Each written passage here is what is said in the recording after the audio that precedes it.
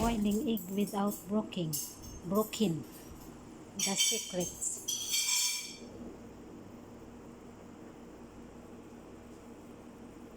Lagyan natin ng vinegar.